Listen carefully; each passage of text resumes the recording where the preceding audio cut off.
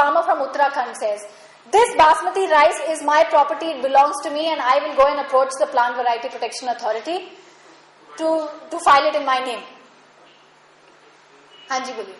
मेरा क्वेश्चन है कि कितनी सारी कंपनी इंडिया में इस पर वर्क कर रही है, और दूसरा ये कि गवर्नमेंट में कुछ शेयर होता है, समथिंग इंडियन गवर्नमेंट को कुछ शेयर होता है. देखिए, since the 1960s, we have been getting support from the World Bank to try and streamline our seed industry and our seed regulatory system. So you had parastatal seed, the National Seed Corporation and the National Seed Association of India, like in Bangladesh, where you had the Bangladesh Agricultural Seed Council and the Bangladesh Agricultural Research System set up with World Bank money, so that you had parastatal, which looked like public sector, which were dealing with seed trade, seed production, etc. But slowly, because with the economic reforms, we have opened up that sector to allow private enterprises to produce seeds, to market seeds, etc. So what was earlier a state activity has also moved slowly from the public sector, also through public-private partnerships, and slowly moving in where the state is saying, no, seed production is not something that we will do, let's outsource it or give it to the private sector. So we are in a process where that change is happening, where you have private seed companies, you have small seed companies, large seed companies, all kinds of seed companies, but you have the concentration at the global level, where then these large seed companies have been able to penetrate into our seed system.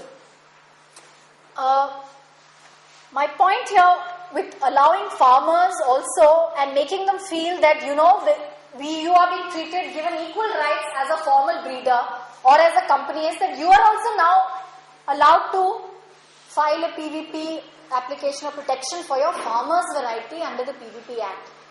And that has been the biggest division. Because there have been communities which have said, we don't believe in the IPR system. We don't think that seed is private property. And therefore we shall not take any kind of IPR on our planting material. It's like when you ask rice farmers in Bangladesh and they say, ये हमारी धरोहर है, इसको हम बेच कैसे सकते हैं? इसके ऊपर हम लेबल कैसे मांग सकते हैं कि सिर्फ लगा सकते हैं कि ये सिर्फ हमारा है? Or you have Thai rice farmers which say, the rice doesn't belong to us, we belong to rice. This is the identity of peoples. And on the other hand, here is a law which is saying you can also go ahead as a farmer and register your variety as a farmer's variety. This process has been ongoing. And let's just look closely at the chapter 6 about farmers' rights in the law. And it gives the rights to save, use, sow. All these rights are are in relation to the seed that you buy from a plant breeder who has registered his or her seed in the market and taken a PVP certificate. Now the farming community hasn't felt the pinch of IPR policing so far, because our PVP authority is still considering those applications, because once you make an application to the PVP authority, you have to also submit the sample of the variety that you are getting protection for, and there will be testing done on the actual physical testing on the ground in several seasons to see if it really stands up to the claims that are made for it being new and not diverse and distinct and uniform and stable. Now the question of recognizing the community of origin. Supposing a plant breeder uses, like in the BT brinjal case, there are like Matugula, traditional farmers' varieties of brinjals.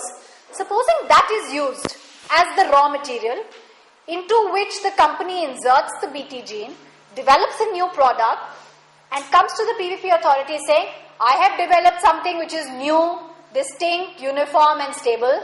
I become a owner of this this variety for the next 15 years because of the term of the PVP certificate that you will issue to me.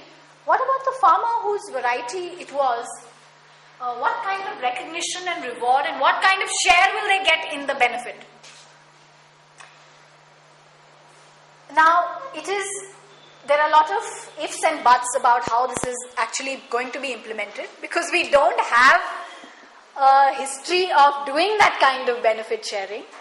Our legislation, the Biological Diversity Act, doesn't even allow for prior informed consent. It just says consultation. It doesn't say prior informed consent, which is what the international law says.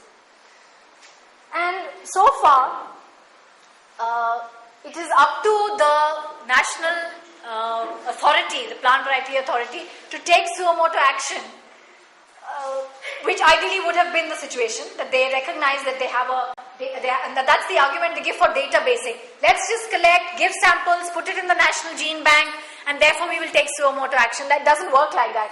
You communities have to come forward and say, wait a minute, you're using our variety.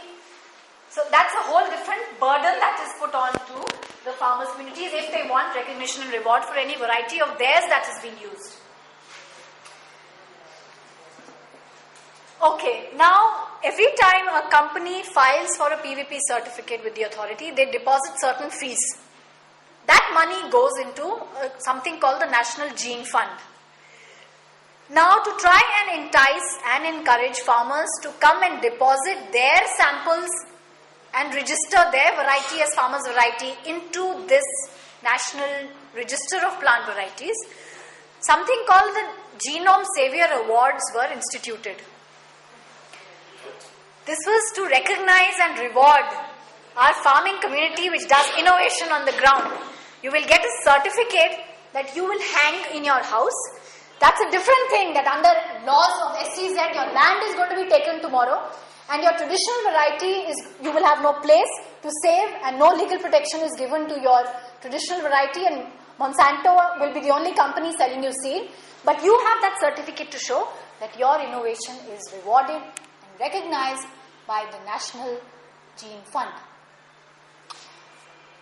So the money that goes in the the money that will come, if at all any money does come to you, that money comes to you from a fund which gets the money from a company which is privatizing planting material. So I hope you can see where this is going. This is just to update you that the current status, that the PVP authority is accepting applications. They have an office running, and they have new regulations and rules to implement the PVP legislation. There are several countries in Asia which have gone ahead and made PVP laws. But after you've made a PVP law which allows for those farmers' exemptions, it allows for those researchers' exemptions, you can still be under pressure to step up your IPR standards and make them tighter so your farmer cannot save the seed and your researcher cannot use that planting material without due permission and payment of royalty to the PVP holder. And that's something even the Philippines is facing, because you have something called free trade agreements. WTO was a multilateral trading negotiation forum which laid down minimum standards. Now you have free trade agreements which are asking for higher standards which go beyond WTO. So the corporates which wanted a certain standard of WTO implementation and minimum IPR protection for their innovations were not happy with the pace with which countries like us were going slow on TRIPS implementation and therefore not giving IPR protection to products, whether it's DVDs coming from, the copyright issue of copyright protection. Not happy with the pace of implementation, put the pressure on in free trade agreements or bilateral trade agreements. So you have, for instance, the European Union, which is negotiating with the ASEAN which is the 10 Southeast Asian countries, out of which Philippines is a part. Philippines already has a plant variety protection law which allows for farmers to save seeds. But if ASEAN-EU free trade agreement is signed, one of the requirements of the free trade agreement is, which means, in other words, European countries are telling countries in Southeast Asia, like they are telling India, because we are negotiating a free trade agreement with Japan and with the European Union. It's saying, okay, you want to do trade with us, as it is, there is recession in the market, you need to open up your market to generate more wealth to deal with your issues of poverty and development. You want to do more trade with us? First you change your IPR law. First you change your UPOV requirements so that when we sell seeds to you, your farmers cannot freely use, exchange all those seeds. That's how a free trade agreement has an implication on your national legislation, which supposedly protects innovation and to encourage new varieties of plants. For instance, in Indonesia, farmers were accused of stealing the parent seeds of a private company when they started to breed the seeds without permission from PTBC, which is a private company there. So you have actual restrictions, like in Japan, or in Malaysia. The Malaysia law defines, PVP law defines a small farmer. Means a small farmer which has a certain holding which is less than a certain area in hectares, and which, or in Japan where only 20 grams or 10 grams of seed can be legally saved. So seed saving, which is so central to farming communities and farming cultures, and the fact that only if farmers have been able to develop new varieties and adaptable varieties, because they had free access to material, they exchanged amongst themselves. There was no legal restriction on what they naturally did over years and years. So the real threat is that PVP is not about conserving, it's not about protecting plant varieties like the name suggests. It is about organizing research and more so about organizing markets and keeping traditional breeders, the original inventors of varieties, out of the market. That's the understanding we need to have about how PVP law actually operates. So the questions it leaves us is, when we talk about food sovereignty, when we talk about farmers' struggles, when we talk about the kind of IPR status which might be given to genetically modified crops, because the research side is well underway. Now our IPR laws are being changed to keep pace with whatever is going to come out from these research laboratories and the research center of Mahiko in Maharashtra. Is it really a question, does it in any way support farmer-led, farmer-centered research? Is our legal system giving any recognition to innovation on the ground? And is it even supporting the small-scale seed industry? Because you have several domestic seed players which will go out of business because they will not be able to live up to the kind of competition and the costs of keeping within the system.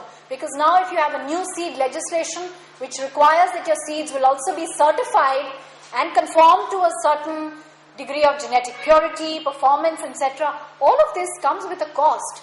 You have a large International Seed Testing Association, ISTA, of which the maximum ISTA accredited laboratories are in India, which does seed certification for industry in the region, not only in India.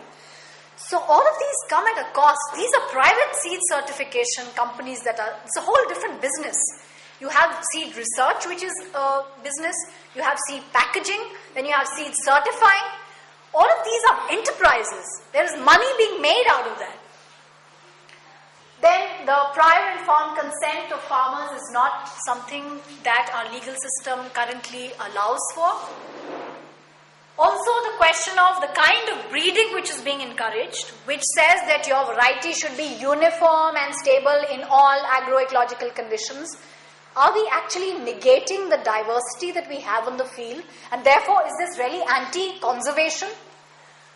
And the last question, which is about farmers' freedoms.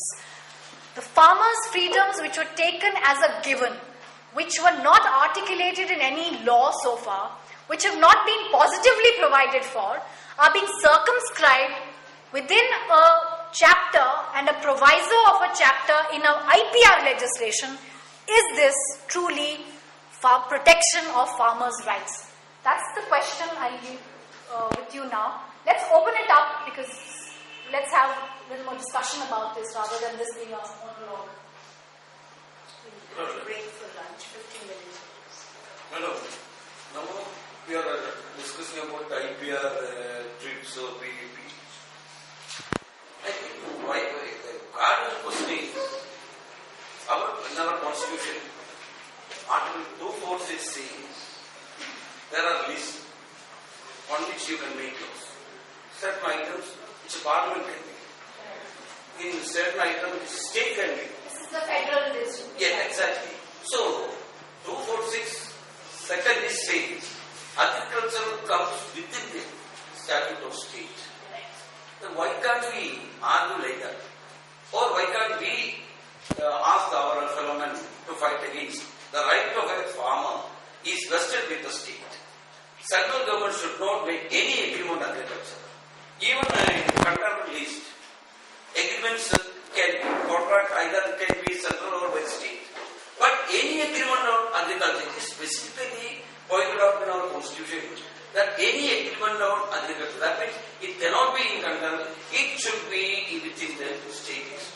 Very valid point. And that is precisely the arguments that groups have given when, for instance, in Kerala, when there were resistance against the free trade agreement, which was impinging on issues of fisheries, on farming, which are all issues which come not only in the concurrent case after the 73rd, 74th Amendment, it is for local governments to legislate on. So there is another provision in the Constitution of India which is being misused, which is something that you will tell me what number it is. It is an article which says any international treaty, implementation of international treaty, says that the Parliament has the power to make laws on matters which are relating to implementation of international treaties. And all these changes, whether it is the PVP law or your patent legislation, the reference point being given is international treaty, WTO TRIPS, UFOG 91. So, but that's a case pending in the Supreme Court. When GATT was signed, Yes. Groups had come before the Supreme Court and said this. Challenging the DRT. No, the banking regulation comes within the central list. Tribunal is set up under the central list. Whereas an agricultural cooperative society forms part of the state legislature, gives loan to an agriculturalist. Whether DRT can impose conditions for the sale of the property which is under a farmer. Single bench agreed with me. What the matter went up to division bench? They said no. Because banking comes on the central list. They are acting according to this. So that this question does not cover my question. So the same question decided by the Pune High Court. They said Surface Act will not apply to an agriculturist. Credit cooperative society, they can give loan. They have their right to recover. These are really straining to hear what you say. But the state also doesn't guarantee that the state government will also be in favor of the farmer. Whether it's central or state, it could be that state also may, the state government so-called, there's no guarantee on that. Political issue. Yeah, maybe. No, I'm just saying. You're right, that's The farmers' rights may not be protected by the state government people. Now Kerala declared as a free game state. That is the only state who declared the moratorium for agriculture law, fisheries law. We have formed a debt relief commission. We have paid lakhs and crores of rupees to those who committed suicide.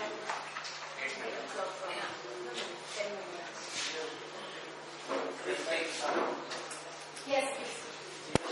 After whole discussion about the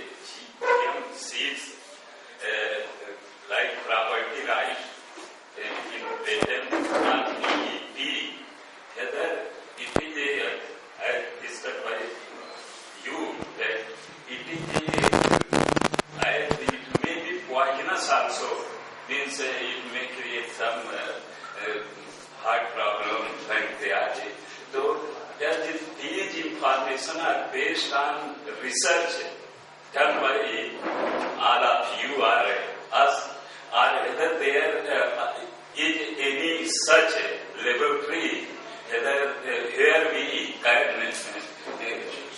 may be able to get these type of solid information, and if there are some effect like this, then whether there is some laws about the crimes, जैसे food adulteration act है, तो क्या अगर हम ये कहें कि GM seeds में कुछ पॉइजनस जीन्स इंसर्ट किए जाते हैं तो क्या उसके लिए इस इंडियन लॉज में जो जैसे फूड एडल्ट्रेशन एक्ट है उसमें ये क्राइम कवर्ड है, या there is need of some new type of act which provide safety for human beings by these GM seeds. आपने बहुत अहम मुद्दा उठाया, क्योंकि जीएम के सिलसिले में जो प्रदूषण, जैविक स्तर पे जो प्रदूषण की बात हुई है, अगर इस तरीके के लोगों के गुर्दे खराब हो रहे हैं और ये जो कि आपने तो पहली बात तो मैं ये जानना चाहता हूँ, सिर्फ आपने संभावना है क्योंकि एक तो ये भी है तमाम सारे साइंटिफिक रिसर्च है। समझ गई आपको क्वेश्चन। साइंटिफिक एविडेंस काफी कुछ है पब्लिश पेपर्स के थ्रू जीएम फूड से क्या होता है। इंडिया में दो लेजिस्लेटिव फ्रेमवर्क जो है, जो फूड सेफ्टी की तरफ से जो करते हैं रेगुलेट, और जो एनवायरनमेंट एंड हेल्थ दोनों को नजरिया में रखते हुए जो करते हैं, वो दोनों का अलग अलग सेक्शन सभी है। बात उसमें क्या कमियां हैं वो हम समझेंगे। अभी तक का सेशन हमारा यही रहा है कि जो फार्मर्स हैं, जो इनको पैदा करते हैं, उनको इसमें तो प्रॉपर्टी राइट मिले, शेयर मिल जाए, तब हम संतुष्ट हो जाएंगे। या इसके जो हीनियस साइड इफेक्ट हो सकते हैं, बड़े बड़े रोग है, वो क्राइम्स के प्रोटेक्शन के लिए भी क्या हमको कंसल्टेट करना चाहिए। और प्रेजेंट लॉज जो एग्जिस्ट कर रहे हैं, जैसे फूड एडल्ट्रेशन है, क्या उसमें ये इस तरीके के क्राइम से कवर्ड है और नए लॉज की जरूरत है। प्रेजेंट लॉज जो थोड़ा बहुत कवर करते हैं उसमें कितना कमियां हमको नहीं लगता कि प्रेजेंट नॉलेज आते हैं बड़े बड़े जजों, क्योंकि स्पेशली हम क्राइम्स के उसमें हम लोग स्टेट लॉ ऑफिसर है, किसी जज को ये कन्विंस करना कि जीएम सीड्स के द्वारा जो आपने कहा कि इसके लिए ये इफेक्ट हो सकते हैं और that amounts to adulteration of food, तो आई थिंक जज को इस स्टेज पर जो लॉज एग्जिस्ट करते हैं फूड एडल्ट्रेशन में, उसके माध्यम से उनको ये कन्विंस करना कि ये फूड एडल्ट्रेशन में कवर्ड है, अगर नहीं कवर्ड फिर भी क्राइम है। पहली बात तो एक सेशन हम कल रख रहे हैं फूड सेफ्टी एक्ट के ऊपर, जिसमें यही बात पूरे सत्र में उसी पे चर्चा रहेगी, और उसमें जो जीएम का किस तरह से उसमें ट्रीटमेंट किया जाता है। इसमें जो प्रावधान है उसमें ये कहा गया है कि जब आप रजिस्टर करते हैं नई वैरायटी, कोई भी कंपनी रजिस्टर करती है, उसे वो भी एक एफिडेविट पे लिख के डिक्लेरेशन देना है कि इसमें टर्मिनेटेड टेक्नोलॉजी नहीं है। टर्मिनेटेड टेक्नोलॉजी जैसे कविता ने समझाया कि वो अगले once it is sown, the seed becomes sterile and you cannot use it. It will not bear fresh seeds. तो ये डेक्लेरेशन तो देना है, पर एक सीड बिल जो अभी है, एग्जिस्टिंग सीड एक्ट है 1966 का, उसमें जीएम की कोई बात नहीं कही थी। उसमें उस समय पर कल्पना ही नहीं की गई थी सचट में कि जीएम सीड इस तरह से आएंगे। और जो नया सीड बिल है 2004 का, उसमें एक वर्जन दिया गया है कि अगर आपने सीड बेचना है बाजार में, it has to be registered, और रजिस्ट्रेशन के लिए आपको जो एग्जिस्टिंग बायोसेफ्टी लॉ, जो एनवायरमेंटल क्लियरेंस लेना है, हम आपको रजिस्टर कर, आप सीड बेचना चाहते हैं, आप रजिस्टर करिए बाजार में जाने से पहले, पर आपको प्रोविजनल क्लियरेंस दी जाएगी 2 साल के।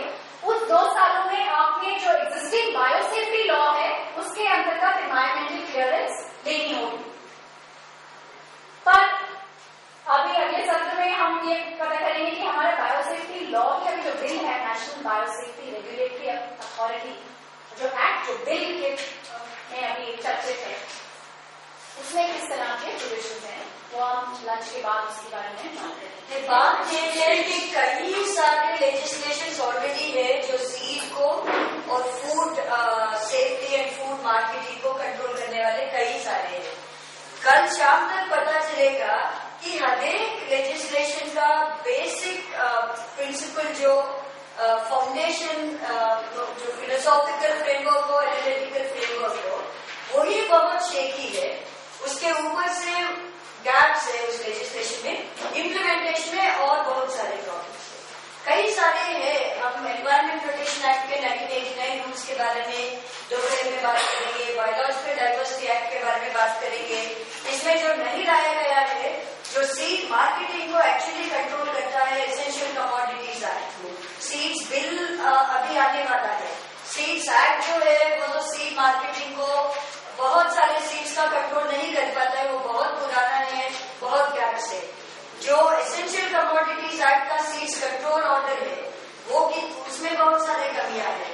और कंज्यूमर की तरफ से देखेंगे, कंज्यूमर प्रोटेक्शन एक्ट में क्या प्रॉब्लम्स है, farmers as consumers and we as consumers, उसमें मुद्दे हैं। Food safety and standards act में कई सारे मुद्दे हैं। ये सब इन 2 दिनों के वर्कशॉप में सभी लॉस के बारे में थोड़ा टच करने की कोशिश की है। आपको पता चलेगा अंततः ये बिल्कुल कोहेसिव ढंग से नहीं सोच रहे हैं, ना ही एग्रीकल्चर के बारे में, ना ही बीजों के बारे में, ना ही फूड सेफ्टी के बारे में या फूड प्रोडक्शन के बारे में, ना ही बायोडाइवर्सिटी के बारे में। Whether the duty conveyed for toxic, person law is sufficient or not. It is not. It is not. And only PFA is available. Then some the PFA has also been subsumed by the FSSA and the Food Safety and Standards Act. Tomorrow you will get to hear that they are saying, okay, EPA is there, we will only worry about processed foods. And the rest of the foods, including wheat and brinjal, is a living, modified organism. It has life. So they are saying that will come under the EPA rules. So FSSA is not touching it. So there are issues between, how different legislations are being interpreted, where lines are being drawn. As we go along, we'll realize how, each one is thinking very narrowly about their own mandate. The mandate is itself being set wrongly. And then there are implementation issues. Another 5 minutes, no? This time. 5 more minutes. We can come back and we can discuss because there are now three groups. Okay. Earlier there were 2 groups. Okay. Yeah. ये process patent और product patent जो अब आया है, product patent है, पहले process patent था, इसमें थोड़ा डिफरेंस बताएंगे? प्रोसेस है कि आप जैसे आप क्रॉसिंग बनाते हैं, दवाई का लीजिए, क्योंकि ये दवाई और बीज दोनों पे लागू होता है। आपने ये क्रॉसिंग बनाए, उसमें 2 तरीके हैं, एक तरीका, दूसरा तरीका, तीसरा तरीका। ये तीनों अब अगर आप प्रोसेस पेटेंट लें तो आपको ये इंडिविजुअली आप प्रोसेस, अलग अलग तरह के प्रोसेस है, आप इसको पेटेंट कर सकते हैं। ये ए के पास होगा, बी के पास होगा, सी के पास होगा पेटेंट। अगर आप ये प्रोसेसेस हैं, ये आपका प्रोडक्ट है। अभी जो प्रोसेस पेटेंट है उसको एक्सटेंड किया गया है प्रोडक्ट को। इसका मतलब ये जो एक प्रोसेस से बनाएगा उसका ये प्रोडक्ट है, तो ये लोग नहीं बना सकते हैं अपने प्रोसेस से, क्योंकि ये प्रोडक्ट ही प्रोटेक्टेड हो गया है। The end product is protected. Not only the process by which you make it, but the end product also gets. So that is a defect in the intellectual property right. It's a tightening. It's a tightening of the. It allows for more exclusive. More exclusive. Monopolistic rights to just a few. This person A who has a process by which he or she manufactures this product can now exclude B and C from making proceed. लेकिन process patenting अभी है के अंदर। Process भी है। तो benefit कहाँ रह गया अभी जब प्रोडक्ट? अभी प्रोसेस पेटेंटिंग में we still receiving the applications. You see now all of this now post 2005, all of that will be product patents. Shall we break for lunch and come back in 45 minutes time? 50 minutes time. Just 45. What do you think should be the core elements of any legislation around GM seeds? You heard me present about what GE seeds are. You heard Shalini talk about how this is more and more about, making commodities and commercial products out of things that were always in the public domain, and how this is mostly about capturing markets, both through the legal means and through the technology means. All of that we had covered, if not in a very structured manner, we covered all of that in the morning. So if one were to regulate, and if you were the one who was drafting a legislation around regulating, would you agree that GE technology needs to be regulated, or do you think anyone can dabble with it and come up with a product and introduce it? You would agree with me